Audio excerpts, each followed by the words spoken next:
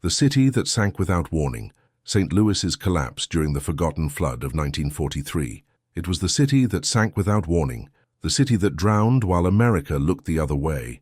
In the spring of 1943, while the world's eyes were fixed on the battlefields of Europe and the Pacific, a different kind of war was unfolding in the heartland. The Mississippi River, ancient and patient, was rising, and St. Louis, proud gateway to the West, had no idea what was coming. This is not a story about water. This is a story about people, about what happens when nature tests the limits of human endurance, about what we lose when we forget to pay attention, about what we find in ourselves when everything else is swept away. May of 1943. The lilacs were blooming along the brick streets of St. Louis. Children played in the parks. Factories hummed with the machinery of war production. The city had sent its sons overseas, and those who remained worked double shifts to build the planes and tanks that would bring them home. Nobody had time to watch the river. Eleanor Hartman was 34 years old that spring. She lived in a narrow house on 2nd Street, close enough to the waterfront that she could smell the muddy current on humid evenings. Her husband Robert had shipped out to North Africa 6 months earlier, and she had not received a letter in 3 weeks. She worked the night shift at the munitions factory, and during the day she cared for her 2 children, Thomas, who was 9, and little Margaret, who had just turned 5. The children called the Mississippi their river, as if it belonged to them personally. They did not know that rivers belong to no one. They did not know that rivers take whatever they want. The first warnings came on May 15th. The Weather Bureau issued a bulletin noting that heavy rains upstream had caused significant rises along the Missouri River. The bulletin was printed on page 7 of the Post-Dispatch, below an advertisement for war bonds. Few people read it. Those who did assumed the levees would hold. The levees always held. Henry Morrison was 61 years old and had worked for the Army Corps of Engineers for 33 years. He had seen floods before. He had seen the Great Rise of 1927, when the lower Mississippi had drowned entire towns and displaced hundreds of thousands. But this was different. This was faster. The water was coming from everywhere at once, the Missouri, the Illinois, the Merrimack, all of them swelling simultaneously, all of them pushing toward the confluence at St. Louis.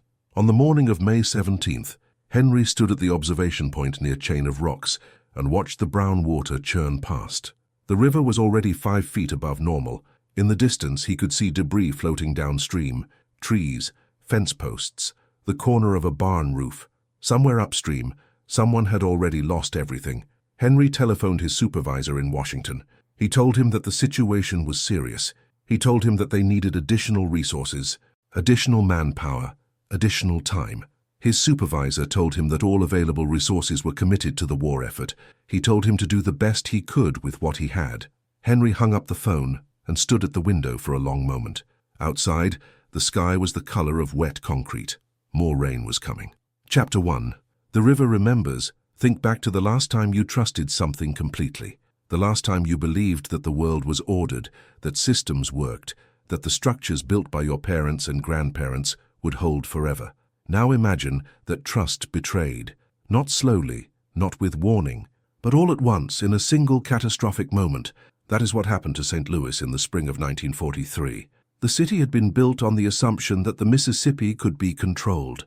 For a century, engineers had constructed levees, dredged channels, built seawalls. They had tamed other rivers. They had conquered other floods. They believed they had conquered this one too. They were wrong. The rain began on the evening of May 19th. Not the gentle spring rain that nourished gardens and washed the streets clean, but a relentless driving downpour that seemed to fall from a sky without end. It rained all night. It rained all the next day. By May 21st, the ground was saturated. Every creek and stream was overflowing. Every drainage ditch was clogged. The water had nowhere to go except toward the river. Eleanor Hartman was walking home from the factory when she first noticed the water in the streets. It was just past midnight, and the rain had finally stopped. The air was thick and warm, and steam rose from the wet pavement. At first, she thought a water main had burst. Then she saw the current. The water was moving, not pooling, not standing, but flowing, as if the street itself had become a tributary of some invisible river. It was only a few inches deep, but it was enough. Eleanor picked up her skirts and began to run. When she reached 2nd Street, she found her neighbor, Mrs. Patterson, standing on her front porch with a lantern. Mrs. Patterson was 73 years old and had lived in that house since before Eleanor was born. She had never seen water in the street before. They stayed up all night together, watching. By dawn, the water had risen to the first porch step. By noon, it was lapping at the front door. By evening, they had moved everything they could carry to the second floor. Thomas and Margaret did not understand what was happening. To them, it was an adventure. They pressed their faces against the upstairs windows and watched the neighborhood transform into a shallow lake. They counted the floating objects that drifted past: a wooden crate, a child's wagon, a dog, swimming desperately toward higher ground. Eleanor did not sleep that night.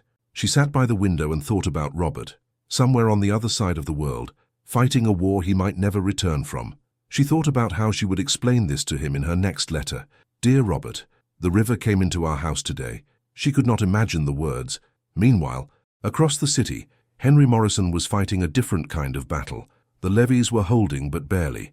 Every hour brought new reports of seepage, of cracks, of sections that were beginning to sag under the pressure. He had mobilized every available worker, but it was not enough. There were not enough sandbags. There were not enough trucks. There were not enough hands. The National Guard had been deployed, but most of the young men who would normally fill its ranks were overseas. The soldiers who remained were too few and too old. They worked in shifts, filling sandbags until their backs ached and their hands bled. They stacked the bags against the weakest sections of the levee and prayed that it would be enough. On the night of May 23rd, the levee at North St. Louis gave way.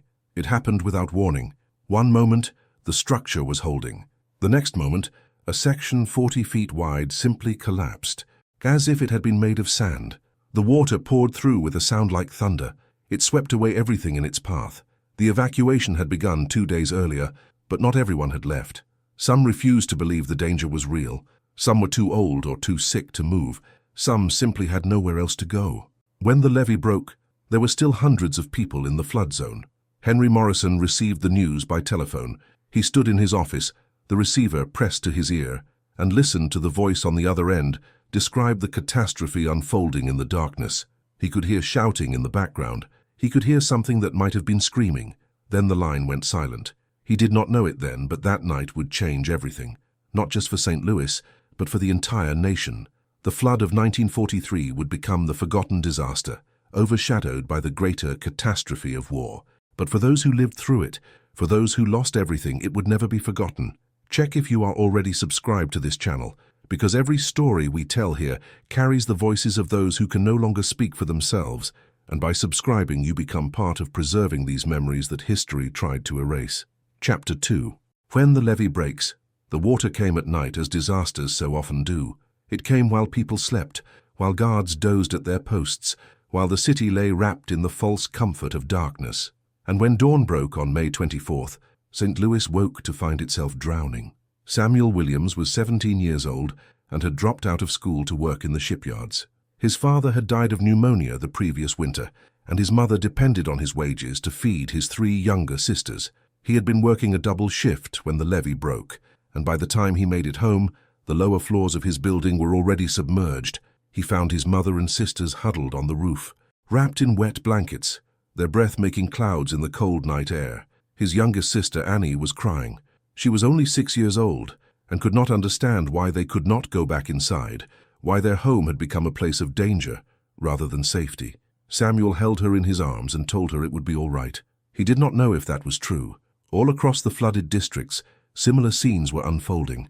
Families climbed to rooftops and attics, waiting for rescue boats that might never come. Livestock drowned in barns. Cars floated down streets like strange metal boats. The infrastructure that had seemed so solid, so permanent, revealed itself to be fragile and temporary. The hospitals were the first to feel the crisis. St. Mary's Infirmary, located near the riverfront, had been evacuated the day before, but Barnes Hospital was overwhelmed with casualties. People came in with hypothermia, with injuries from debris, with infections from the contaminated water. The doctors worked around the clock, but they were running out of supplies. Dr. Catherine Chen was 32 years old and had been practicing medicine for 7 years. She had never seen anything like this. The emergency ward was filled beyond capacity. Patients lay on stretchers in the hallways, in the waiting room, in the chapel. There were not enough beds. There were not enough nurses. There was not enough of anything. She worked for 18 hours straight before someone forced her to take a break. She sat in the stairwell and ate a sandwich she could not taste.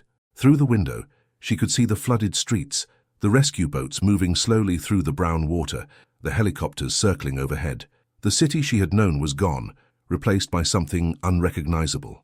Meanwhile, the water continued to rise.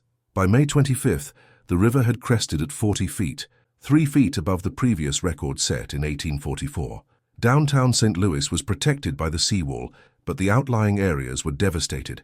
East St. Louis, across the river in Illinois, was almost entirely submerged. The communities along the Missouri River were hit even harder.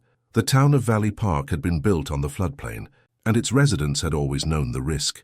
They had accepted it as the price of living near the water, of farming the rich bottomland soil, but they had never imagined anything like this. Frank Henderson was a farmer. He was 45 years old and had worked the same land his father had worked before him. When the water came, he tried to save his livestock. He managed to get the horses to higher ground, but the cattle were too slow. He stood on a hillside and watched them struggle against the current, watched them disappear one by one beneath the brown surface. 40 head of cattle, 3 generations of breeding. Gone in an afternoon. His wife Martha found him there at sunset, still staring at the water. She took his hand and led him away. There would be time for grief later. Right now, they had to survive. The rescue operations were hampered by the lack of boats. The war had created shortages of everything, including the small craft needed for flood rescue. The Coast Guard brought in boats from as far away as Chicago, but there were never enough. Volunteers used anything that would float: rowboats, canoes, improvised rafts made from wooden pallets and oil drums. They paddled through the flooded streets, calling out for survivors, listening for voices in the darkness. Joseph O'Brien was a retired firefighter who had served the city for 30 years. At 68, his knees were bad and his hearing was going, but when the flood came, he could not stay home. He dug his old rowboat out of the garage and spent 4 days pulling people out of second-story windows. He saved 17 lives before his boat finally gave out, its hull cracked by floating debris. When they asked him later why he had done it, he just shrugged. It was what you did. It was what neighbors did for neighbors. It was what Americans did for each other. The war had not changed that. Nothing could change that. The children were the hardest to see. They clung to their parents, eyes wide with fear and confusion. They did not understand why their toys were floating away, why their pets were gone, why the world had suddenly become so strange and frightening. The rescue workers lifted them into boats and wrapped them in blankets and tried to smile, tried to make it seem like an adventure rather than a catastrophe. Most of the time it did not work. Eleanor Hartman and her children were evacuated on the morning of May 26th. A boat came down 2nd Street, and the volunteer at the oars called up to her window.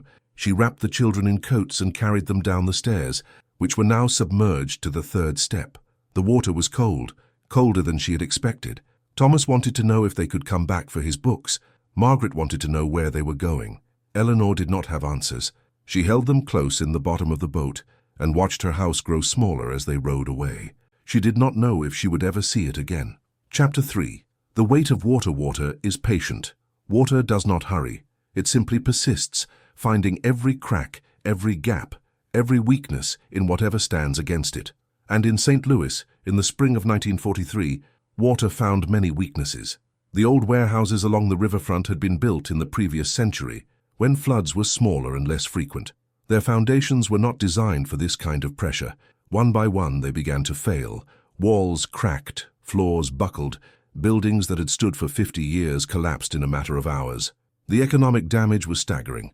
The warehouses held supplies meant for the war effort, raw materials, manufactured goods, food and clothing destined for soldiers overseas. All of it was ruined. The water contaminated everything it touched. Flour became paste. Leather became rot. Metal began to rust before the flood had even crested. In Washington, the War Production Board scrambled to assess the losses. They dispatched investigators to St. Louis, men in suits who picked their way through the debris with expressions of disbelief. They had planned for enemy attacks, for sabotage, for the usual disruptions of wartime. They had not planned for this. Henry Morrison met with the investigators on May 28th. He showed them the damaged levees, the ruined infrastructure, the neighborhoods that had been swallowed by the river. He explained what had happened and what needed to be done. The investigators took notes and said they would report back to their superiors. Henry knew what that meant. It meant more delays, more bureaucracy, more committees and subcommittees and interminable meetings while people suffered. He had seen it before, after the flood of 1927. The government would promise help, and some help would come eventually, but it would never be enough, and it would never come fast enough. Meanwhile, the refugees were pouring into the dry parts of the city. Schools had been converted into shelters, churches opened their doors, private homes took in strangers. The Red Cross set up distribution centers, handing out blankets and food and clothing to people who had lost everything. Clara Johnson was a volunteer at one of these centers. She was 22 years old and had wanted to serve overseas, but a heart condition had kept her stateside. Instead, she served at home, folding clothes and ladling soup and listening to stories that broke her heart. An old man told her about the house his grandfather had built, now underwater. A young mother described how she had swum through a flooded street with her infant held above the water. A teenage boy asked if anyone had seen his dog, a black and white collie named Patches. Clara wrote down the description and promised to keep an eye out, though she knew the odds were slim. The nights were the hardest. In the crowded shelters, babies cried and adults wept, and everyone tried to sleep despite the fear and uncertainty. Clara walked among the cots, offering what comfort she could. Sometimes she just sat with people and held their hands. Sometimes that was all anyone could do. On the 5th day of the flood, something remarkable happened. The rain stopped. The clouds parted. For the first time in a week, the sun shone down on St. Louis, illuminating a landscape that had been utterly transformed. From the air, the city looked like an island surrounded by a vast brown sea. The Mississippi and Missouri rivers had merged into a single enormous body of water that stretched to the horizon in every direction. Houses and barns jutted up like strange monuments, their roofs forming tiny islands in the endless expanse. Roads had become rivers, fields had become lakes. The familiar geography of the region had been erased and replaced by something alien and terrifying. But with the sun came hope. The water had stopped rising, the crisis had peaked. Now the gay, slow process of recovery could begin. If you are still watching, if this story is touching something inside you, I want you to leave a comment right now with these words: "The river remembers, and so do I." Because your comment is not just words on a screen. It is proof that these stories matter. It is proof that the forgotten will not stay forgotten. Leave that comment now and join the thousands of others who refuse to let history be erased. Chapter 4. What we carry. The water began to recede on May 30th. It did not retreat quickly, as it had come, but slowly, grudgingly, leaving behind a layer of mud and debris that covered everything. The smell was the first thing people noticed, a thick organic stench of rotting vegetation and stagnant water that would linger for weeks. Returning to the flooded areas was dangerous. The water had compromised foundations and weakened structures. Buildings that looked intact from the outside might collapse without warning. The authorities urged patience, but patience was in short supply. People wanted to go home, they wanted to see what remained. Eleanor Hartman returned to 2nd Street on June 2nd. The boat dropped her at the corner, and she waded through ankle-deep mud to reach her front door. The door was swollen shut and would not open. She had to climb through a window. Inside, the house was unrecognizable. The wallpaper had peeled away from the walls. The furniture was overturned and covered in silt. Everything on the first floor was ruined. The couch where she had read stories to the children, the dining table where they had shared meals, the small desk where she had written letters to Robert. All of it was gone. She climbed the stairs and found the 2nd floor in better condition. The water had risen only a few inches above the floor, and many of their possessions had survived. The children's clothes could be washed. The photographs in their frames could be cleaned. The chest of letters from Robert, wrapped in oilcloth, had stayed dry. She sat on the edge of the bed and opened the chest. She read the letters one by one, hearing Robert's voice in every word. He wrote about the desert, the heat, the strange beauty of a foreign land. He wrote about missing home, missing her, missing the children. He wrote about the future, about all the things they would do when the war was over. She did not cry. She had used up her tears in the shelter, in the long nights when uncertainty had been a weight on her chest. Now she felt something else, a quiet determination, a resolve to rebuild, to endure, to be there when Robert came home. Across the city, similar scenes were playing out. People returned to their homes and found devastation, but they also found reasons to hope. A wedding photo, somehow undamaged, a child's drawing, still pinned to a refrigerator, a family Bible, its pages warped but readable. These small survivals became talismans, proof that not everything had been lost. The cleanup was overwhelming. The city mobilized every available resource, but there was simply too much to do. Mountains of debris had to be cleared, waterlogged buildings had to be inspected, and in many cases, demolished. The infrastructure of daily life, the roads and bridges and power lines, had to be rebuilt almost from scratch. Henry Morrison coordinated the engineering response. He worked 18-hour days for 3 weeks straight, catching sleep when he could on a cot in his office. His wife brought him food and clean clothes and begged him to rest. He promised he would when it was over. He did not know when that would be. The human toll was still being counted. The official number of casualties was disputed, but everyone agreed it was in the dozens. Many of the victims were elderly or infirm, people who had been unable to evacuate in time. Others were rescuers who had taken risks that had not paid off. Their names would never make the newspapers, which were focused on the war overseas, but their families would remember them. Dr. Catherine Chen continued to treat patients long after the floodwaters receded. The secondary health crisis was almost as severe as the initial emergency. Contaminated water led to outbreaks of intestinal illness. Mold growing in damaged buildings caused respiratory problems. The stress and trauma of the disaster manifested in sleeplessness, anxiety, and despair. She prescribed medicines when she could and offered comfort when she could not. She listened to people's stories and validated their pain. She reminded them that survival was not weakness, that needing help was not failure, that the road to recovery would be long, but they would not walk it alone. The community response was extraordinary. Churches organized work crews to help with cleanup. Businesses donated supplies. Students from the local universities volunteered their weekends. Strangers became neighbors, and neighbors became family. The disaster had broken many things, but it had not broken the bonds between people. Samuel Williams and his family moved in with his aunt on the other side of town. The building where they had lived was condemned, too damaged to repair. They lost most of their possessions, but they had saved what mattered most, each other. Samuel returned to work at the shipyard, but he was different now. He had seen what water could do. He had seen how quickly safety could turn to danger.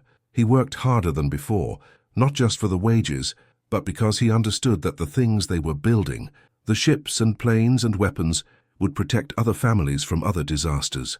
The war overseas suddenly felt less distant. Chapter 5. Rising from the mud by mid-June, a fragile normalcy had returned to St. Louis. The streets were no longer rivers. The shelters were closing. People were going back to work, back to school, back to the routines that defined their lives. But nothing was quite the same.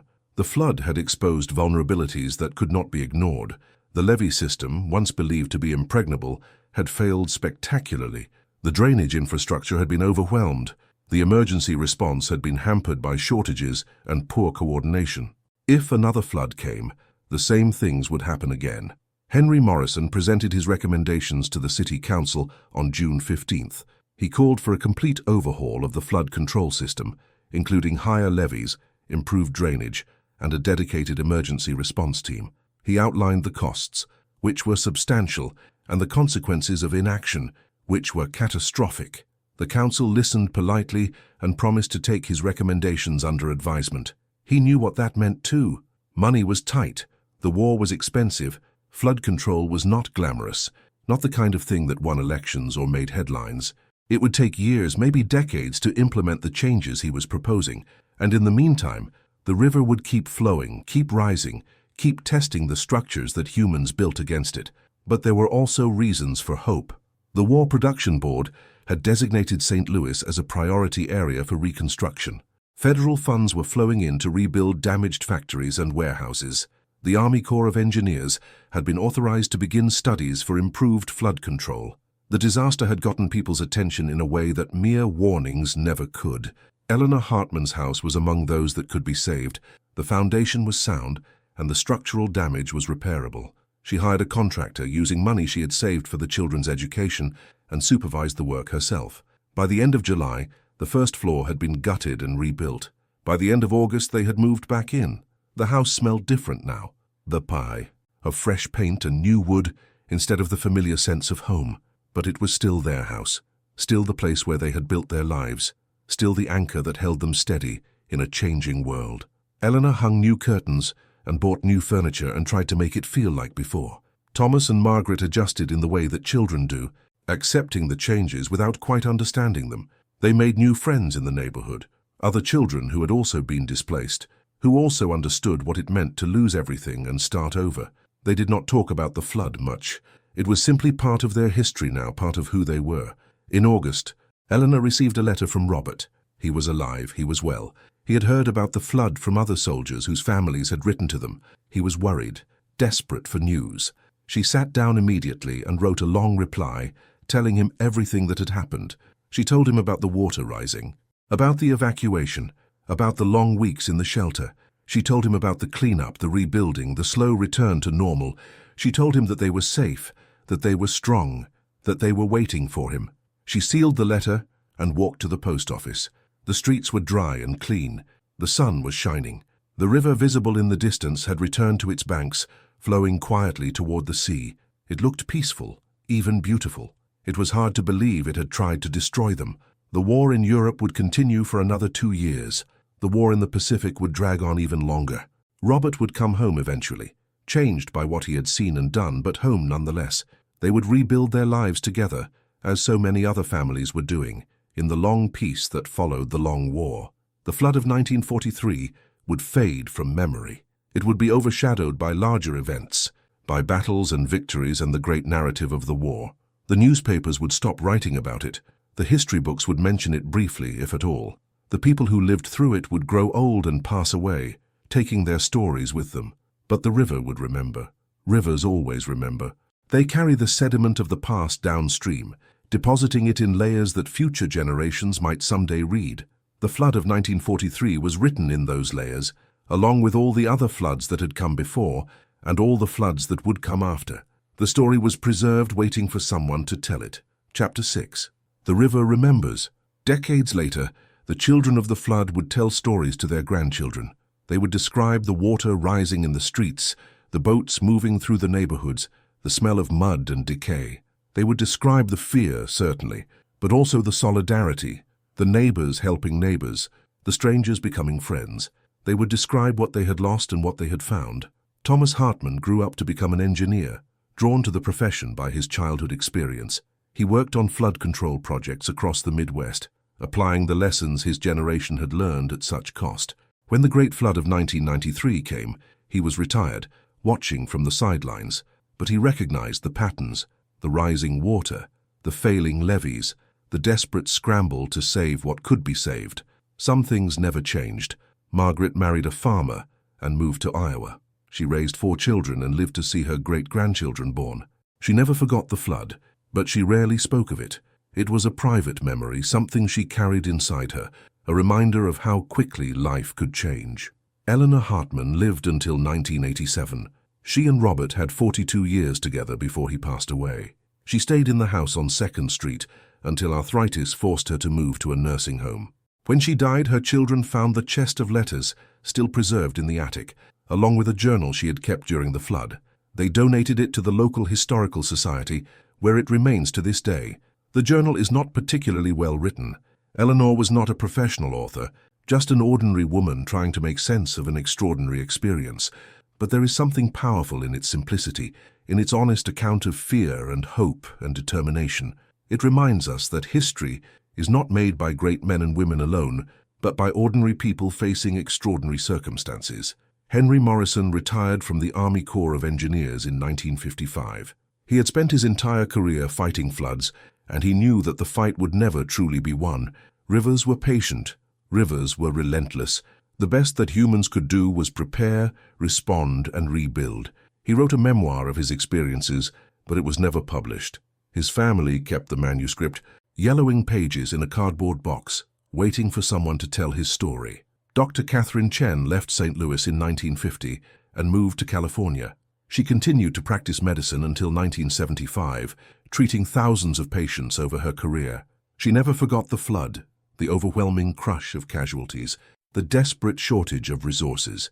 It taught her something about the fragility of life, about the importance of preparation, about the need to serve wherever and however one could. She carried those lessons with her until she died in 1992. The flood of 1943 left other legacies as well.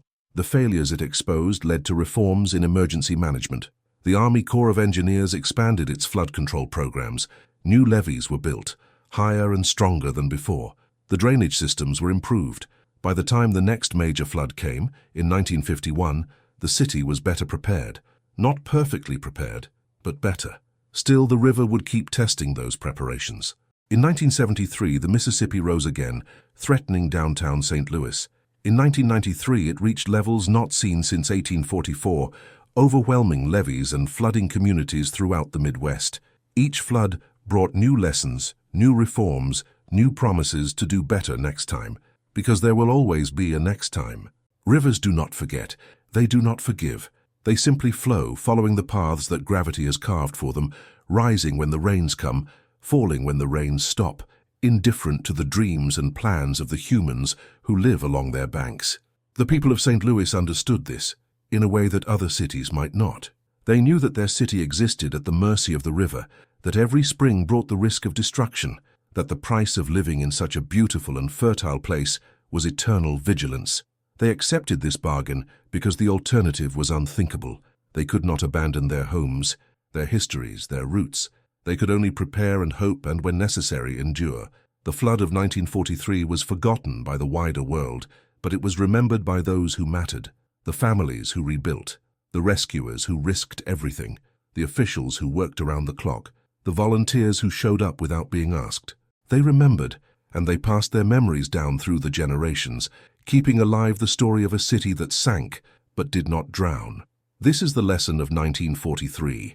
Not that disasters happen, because everyone knows that disasters happen, but that disasters reveal who we really are. They strip away the pretenses and the conveniences and leave only the essential.